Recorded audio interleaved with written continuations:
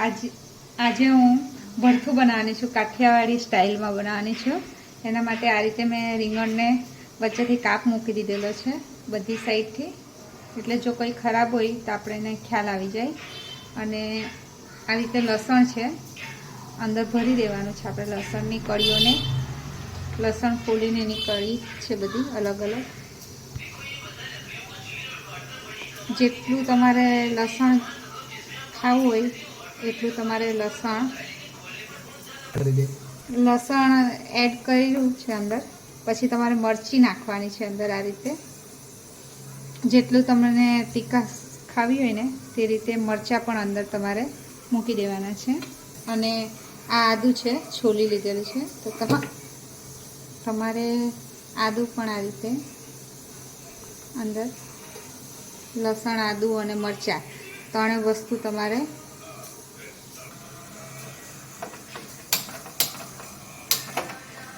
આ રીતે મેં બધા રીંગણા કમ્પ્લીટ કરી લીધેલા છે। પછી હું ગેસ પર શેકી દઉં।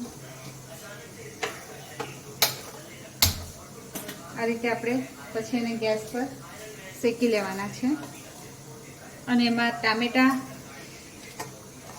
લીલા ધાણા અને લીલી ડુંગળી એટલે લીલા કાંદા અને બેઝિક મસાલા જે હોય આ રીતે મેં ભરથાના રીંગણ શેકી લીધેલા છે। અને અંદરથી જે આપણે મરચાં, લસણ, આદું એ બધું આપણે બહાર કાઢી લેવાનું છે આ રીતે।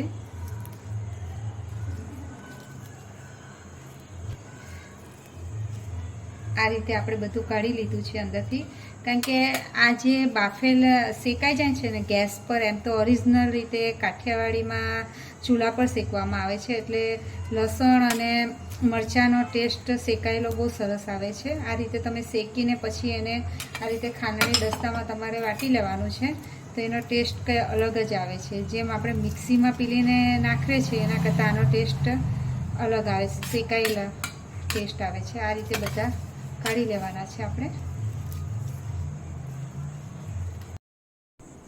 બસ આ રીતે આપણે એને સુધારી લીધેલું છે રીંગણને। અહીંયા રાખો, નહીં તો મને આપી દો, હું હમણાં કરી નાખું। આમાં છે ને રાઈનો વઘાર નથી કરવાનો, ખાલી જીરાનો જ વઘાર કરવાનો છે આ રીતે।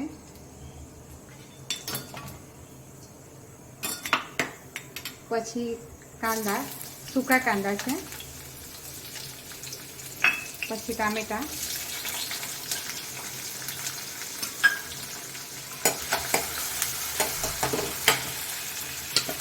પછી લીલા કાંદા,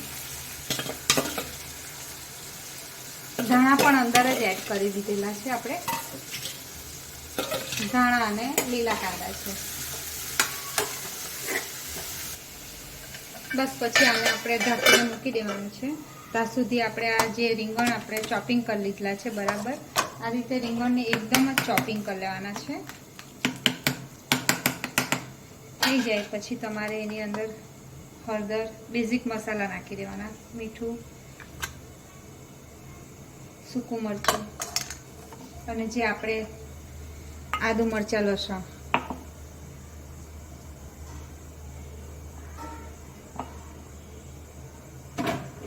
તેની પેસ્ટ અંદર નાખી દેવાની છે।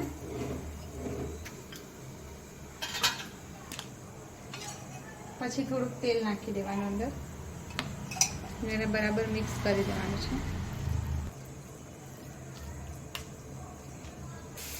આ રીતે પછી આપણે અંદર એડ કરી દેવાનું છે। જોકે કાઠિયાવાડી ભરથું થોડું અલગ છે, બાકી ભરથું તો બધા જ બનાવતા હોય છે, પણ આ થોડી મારી સ્ટાઇલમાં છે, એટલે મને થોડો વિડીયો બનાવવાનું મન થયું, એટલે મેં કીધું કે ચાલ આજે થોડો વિડીયો બનાવી લઉં। આ રીતે આપણે મિક્સ કરી દેવાનું છે અને થોડીક વાર થવા દેવાનું છે। આ રીતે મેં રોટલા પર ઘી લગાવી લઉં છું।